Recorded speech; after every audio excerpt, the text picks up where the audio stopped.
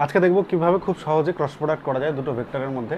এ vector এবং B vector রয়েছে, এদেরকে আই বরাবর এবং জে বরাবর কে বরাবর আমরা লিখে নিয়েছি। তাহলে প্রথমে আমরা আই লিখব এবং আই বরাবর রো এবং আই বরাবর কলামকে আমরা ঢেকে দেবো। তাহলে আমাদের কি পড়ে আছে 4 7 9 2, এটাকে আমরা কি করে গুণ করব 4 into 2 minus 7 into 9, 4 into 2 minus 7 into 9। এরপরে আমরা জে ক্যাপ যখন নিচ্ছি তখন জে এর রোটাকে ঢেকে নিচ্ছি এবং জে এর কলামটাকে ঢেকে নিচ্ছি। তাহলে আমাদের কি পড়ে থাকছে, আচ্ছা দেখো এখান থেকে আমরা গুণটা শুরু করেছিলাম, এরপরের গুণটা আমরা এখান থেকে শুরু করব। তাহলে আমরা যদি এই রো এবং এই কলামটাকে ঢেকে দিই তাহলে আমরা কি পাচ্ছি 7 into 4 minus 3 into 2, 7 into 4 minus 3 into 2। তারপরে আমরা কে ক্যাপ যদি ঢেকে দিই তাহলে আমরা এখান থেকে গুণ শুরু করেছিলাম, তারপরের গুণটা এখানে করেছি, এবারের গুণটা এরপরে ঠিক আবার এখান থেকে করব, অর্থাৎ এগোচ্ছে এরকম করে, এখান থেকে এদিকে গেল, তারপরে আবার এখান থেকে ঘুরে এখানে চলে আসলো।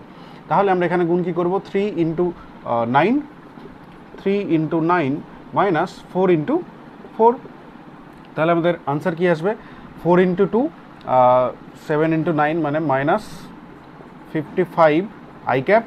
তারপরে আমরা যদি করি 28 আর 6 মানে 22 জে ক্যাপ এবং তারপরে 27 16 অর্থাৎ 11 কে ক্যাপ। এটাই হচ্ছে আমাদের রাইট আনসার। বইয়ে এই যেটা মাইনাস করে দেওয়া থাকে তারপরে গুণটা এদিক ওদিক করে থাকে ওরকম আমরা করবো না, আমরা সিম্পলি সবগুলোতে যেন একই ফর্মুলা লাগে সেভাবেই করছি। প্রথমে আমরা আই ঢেকে এইভাবে গুণ করছি, 4 দিয়ে শুরু করছি আয়ের পরেরটা থেকে, পরে আমরা জে ঢেকে 4-এর পরের যে রোটা আছে অর্থাৎ 7 দিয়ে গুণ করছি, 7 ইন্টু 4 ইন্টু 3 ইন্টু 2। এরপর আমরা কে ঢেকে এখান থেকে এত দূর এসেছিলাম, আবার এখান থেকে আমরা এখানে চলে আসবো 3 ইন্টু 9, তারপরে 4 মাইনাস 4 করছি। তাহলে আমাদের এই জে এর আগে মাইনাস দিতে হবে না বা গুণ এদিক ওদিক করতে হবে না। Thank you.